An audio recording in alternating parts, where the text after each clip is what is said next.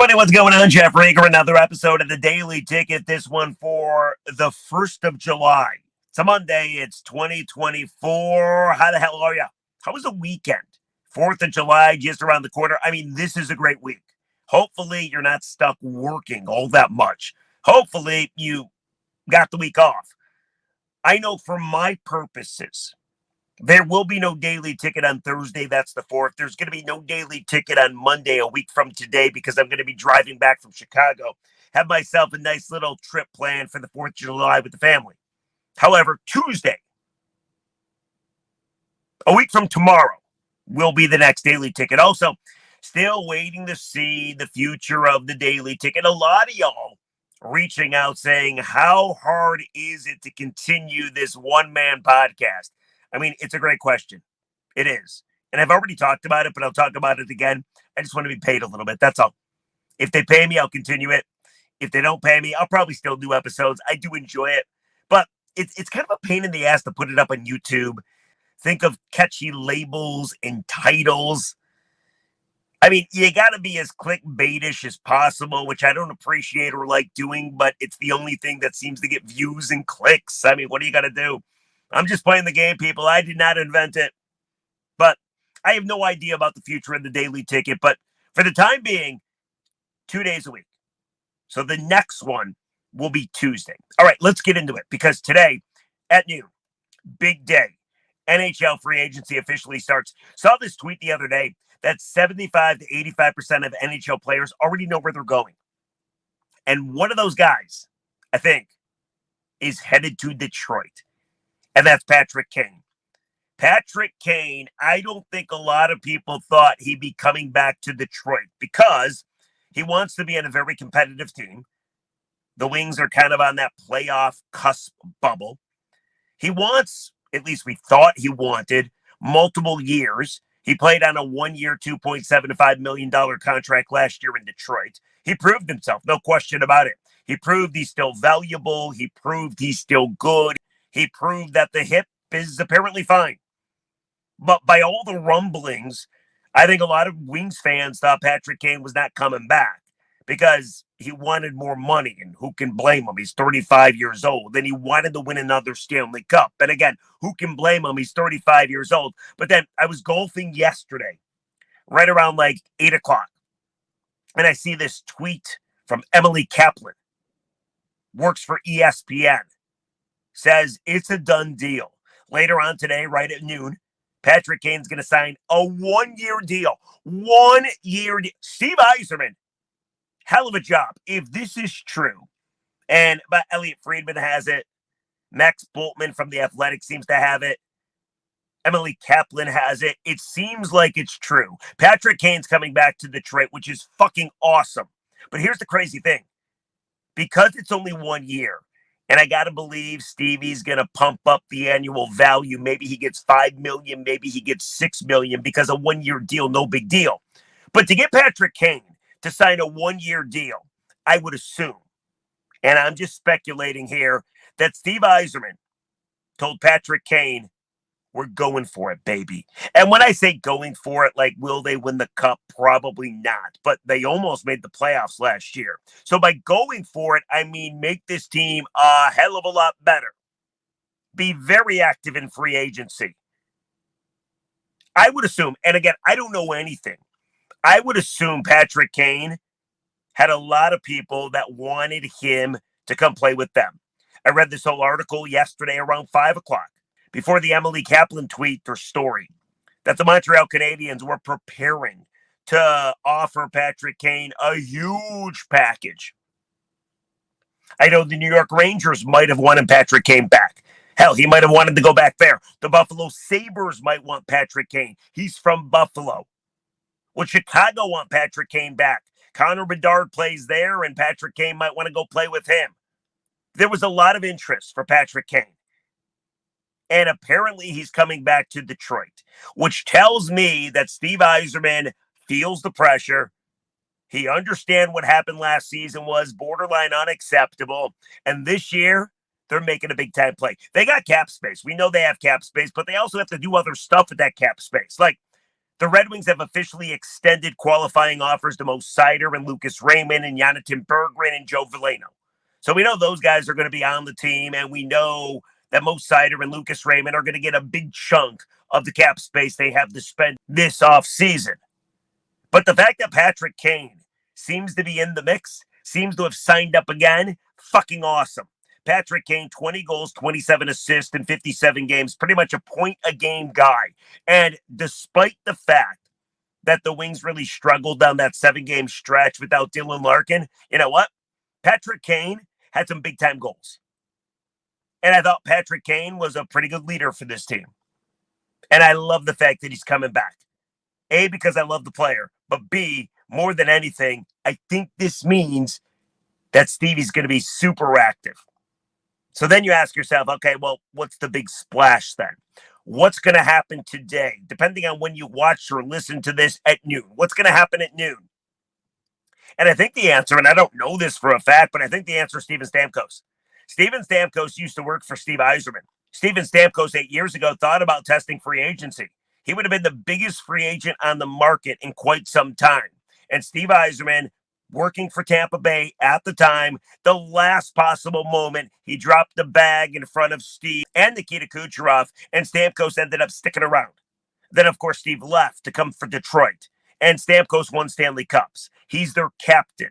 He's probably their greatest player of all time. And they're lowballing him. Whatever the reason is, and I don't know, they don't want Steven Stamkos back. I mean, that's like saying Pittsburgh, we don't want Sidney Crosby back. Washington, we don't want Alexander Ovechkin back. Steven Stamkos is going to be available simply because Tampa Bay has disrespected him. They offered him an 8-year deal. He's 34 years old, 8 years and $3 million a season. Stamkos probably told him to fuck off. I would assume that's what he said. Then it gets a little more conclusive that Stamkos isn't coming back because yesterday, the Tampa Bay Lightning acquired Jake Gensel, meaning they don't have the money to bring Steven Stamkos back. But you know who does? Steve Yzerman.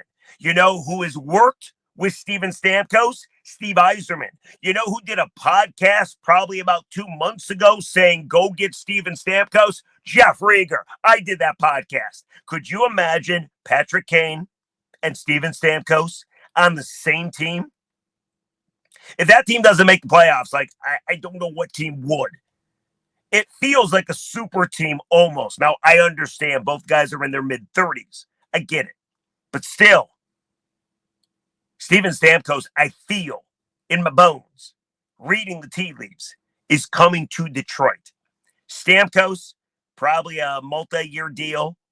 Kane, already in the bag from what we're led to believe. I mean, this is a great start for Steve Yzerman, who really needs to make a splash. And the Red Wings finally need to make the fucking playoffs. I love this so far. And again, I keep going back to my belief, I think, that Stevie had to tell Patrick that, listen, we're going to go for something special here. So sign aboard. Make it 1 year. If you hate what we did, you can leave. Feel free. But you know what? We're Hockey Town, Original 6. Let's fucking go. But there's more. Because all over the weekend, there were reports that Jacob Trouba, the defenseman from the Rangers, and before that, Winnipeg. He's from Rochester, Michigan. He played at Michigan, local kid. You know Steve Yzerman's affinity for bringing in Michigan kids, right? And Michigan men. There's a lot on this team, whether it's a Petrie, whether it's a Larkin, whether it's a Kopp, whether it's a Comfer. I mean, all kinds of wings have Michigan ties. And Jacob Trouba, the defenseman, has Michigan ties as well. Now, rumblings on Saturday, and I was on the air talking about this. Now, things apparently have fallen apart since, but Jacob Trouba had a shitty postseason for the Rangers. So much that New York City wants him gone. So their loss could be our gain. But to be fair, they're not being fair. Because Jacob Trouba was playing on a really bad ankle, and if it was in the regular season, Trouba definitely won't play at all. But considering he's a hockey player warrior, and these guys play through fucking anything, Jacob Trouba played and made a lot of mistakes and wasn't very good. But for the most part, led the team in hits, second in blocks, 191 hits, 183 blocks. He gives a max effort. But more than anything else, why I love the thought of a Jacob Trouba, more than just kid coming home, and he's not a kid, he's a man, but nobody's going to fuck with Dylan Larkin. How many times over the last 3 to 4 years has somebody took a run at Dylan? Dylan had to miss games, cheap shots, bullshit calls, suspensions to the players that did it. But you know what? Nobody ever retaliated because the Wings never had anybody to retaliate. Like, who'd you have? Anthony Mantha? Like, maybe he dropped the gloves. Jacob Trouba's not going to put up with that bullshit if it were to happen that he were to come here. He's not going to allow anybody to manhandle his captain without at least getting suspended for throwing down and kicking some ass, right? I think Jacob Trouba would be the perfect complement to the Detroit Red Wings. However, there's drama. Because apparently, and I read this from, I think it was Elliot Friedman, Jacob Trouba can't believe New York doesn't want him. Jacob Trouba is borderline heartbroken that New York wants to get rid of him.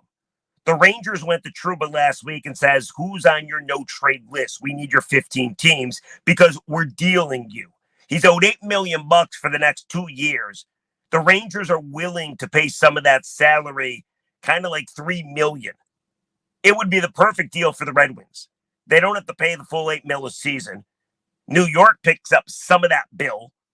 And Jacob Trouba comes back home and hopefully helps the Wings do something they haven't done since 2016, make the playoffs. But by all accounts, he's heartbroken. And no deal is imminent. It went from a deal's going to happen on Saturday to no deal is imminent.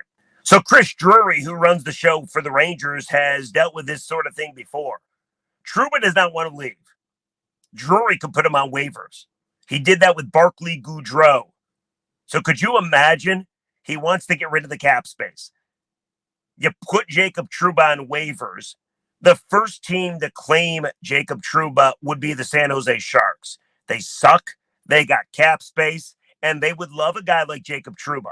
So if you're Trouba, you're thinking to yourself, okay, listen, it sucks that New York doesn't want me anymore. Apparently his wife has a good job in New York as well. Apparently, reportedly. So it sucks the Rangers don't want me. But where would you rather go? You want to go to San Jose? That team sucks. They'll win 20 games next year. Or do you want to get traded to Detroit? Come back home and help the Red Wings, a team you grew up watching, get back to the postseason and, dare I say, make a little run. So that's kind of where we're at. Patrick Kane's coming back. Fantastic news. A 1-year deal. Even better. Great job, Steve Yzerman. I think Steven Stamkos is going to be a wing. Steve Yzerman has a history with him. Tampa Bay doesn't want him anymore. That's a good player that scored 41 goals. Now, I get it. People are going to say a couple things if Stamkos becomes a wing. They're going to say, but, he doesn't play a ton of center anymore. That's true. He's more of a winger now. They're going to say, but, he's not that good 5-on-5, which is true. He's really good in the power play, though. They're going to say, but, Nikita Kucherov isn't in Detroit giving Steven Stamkos the puck. And I would agree with that as well. He's a 34-year-old dude, but he still scored 41 goals and is a leader. And I guarantee you, if Stamkos was on the Red Wings last season during that 7-game skid where they couldn't win to save their life and their playoff chances went down the fucking toilet, I think Steven Stamkos will have shown some leadership and maybe help prevent that. So Kane seems to be in the mix. I think Stamkos is going to be a Red Wing later on today. And Jacob Trouba is a guy to watch out for. The defenseman from the Rangers. They want to get rid of him. They're willing to pay some of the freight. Kind of player you're looking for. Kind of player you don't have. Kind of player not only looking to drop the gloves, but go into the corners and come away with a puck or lay a hit or just make life difficult on the opposition. I don't think it's fair to judge him after last year and say to yourself, all right, this guy's washed up because he dealt with injuries. So what do you think? Of the three, Kane, Trouba, Stamkos, you want all three? You want 2 or 3? You want just one? Let me know. And we'll see if I'm right about anything. By the time the next podcast rolls around, we'll see if I predicted anything right. In the meantime, we got to go. You got to go. Go start your Monday. However, before you do any of that, I got to give this to you. Okay. Instead of doing comments, I want to give you something fun. So the Tigers suck. They lost 3 of 4 to the lowly, pathetic, awful Angels. Hell, they were up 7-0 yesterday and won the game 7-6. They gave up 5 runs in the bottom of the 9th inning, almost fucking lost it. The Tigers are an embarrassment. But I do this thing, and I know I'm trolling people, and I'm trying to be more mature, and I'm trying to quit, but I can't because it brings me joy, and it makes me angry how many people fight me on this stuff. Like Scott Harris went on a podcast last week with Dan Dickerson and Jason Benetti. It's called Have a Seat. And he literally said that anybody he could have picked up in the offseason would not have helped the Tigers, would have been a mistake, and you can't have those types of guys blocking anybody trying to play at the major league level for Detroit. It's a ridiculous comment. Like our radio station talked about Cody Bellinger, JD Martinez, Matt Chapman. I'm sure Scott Harris heard about it. And he said, no, those guys couldn't help. Those guys couldn't help. I'm not saying they'd make you win a World Series, but he said those guys couldn't help. I thought that was an asinine comment. I did. So I follow those guys. I follow a lot of guys. I do. I follow a lot of former Tigers and guys that could have been Tigers, and I update the people on social media how they're doing, and it really pisses them the fuck off. So yesterday was like a Team Rieger day. All these guys, I consider my guys. I know it's kind of weird. I consider my team. But yesterday, I mean, look at this. This is amazing. Yesterday, Isaac Paredes used to be a Tiger. 3 for 4 with a homer. He's a first baseman. He's also a third baseman, but yesterday he was playing first. Yesterday, shortstop Willie Castro. Remember him? He went 2 for 4. He's been good for Minnesota, close to an 800 OPS. Scott Harris just kicked him to the curb. Matt Chapman, a guy I wanted the Tigers to go out and get, signed a 3-year deal with the Giants, but he can opt out after 1 year. Chapman had a great weekend. He plays third base, and he had a homer yesterday and 3 RBI. What about Derek Hill? Remember that dude? I think Dombrowski drafted him. Derek Hill had like 5 home runs for the Rangers over the weekend. No. I didn't think the Tigers should keep Derek Hill. But I'm still going to include it because it makes people angry. But good for him. Had 2 home runs yesterday. Unreal. But he could play center field. Nick Castellanos plays right field. Yesterday he was 4 for 5 with 3 RBI. And then the crowning achievement of Team Rieger, and I know this is trolling, but the crowning achievement, you see what Wyatt Langford did yesterday? Remember Wyatt Langford? Tigers could have drafted him. I think a lot of teams wanted to draft him. Instead, the Tigers drafted Max Clark, and they'll tell you, because we drafted Max Clark, we were able to get Kevin McGonigal as well. Those 2 dudes, McGonigal and Clark, are an A-ball. Wyatt Langford was drafted last year. He's at the major league level. What did he do yesterday? Before I tell you that, he's been coming on. Ever since coming off the IL, he's got close to an 800 OPS. He has figured out major league pitching. Started off very rough. What did he do yesterday, you ask? Hit a cycle. A cycle! Now, he might have done more because I stopped watching after he hit the home run to complete the cycle. But yeah, that's right. Wyatt Langford, a cycle. So those guys would make a pretty good Tigers team, right? I mean, I almost compiled an entire roster. I should be doing the job of Scott Harris. All we need is like a second baseman and a catcher and a couple of pitchers. And you include the guys I just gave you. Holy shit, what a ball club. At least they'd be fun to watch. So, anyway. Enjoy NHL free agency. Gets going later on today. What do you think about my plan? I mean, I think Kane's already coming back for 1 year. I think Stamkos is going to sign with the Red Wings. And also, Jacob Trouba seems like eventually he's going to be a Red Wing as well. Let me know what you think of the comment section. And also, Sorry for trolling people with the baseball stuff, but when the team sucks as bad as they do, you got to find one way to have fun. And that's my way, apparently. Anyway, that's going to do it for the Daily Ticket. Guys, have a great 4th of July, and we will talk to you on Tuesday, a week from tomorrow. Bye, everybody.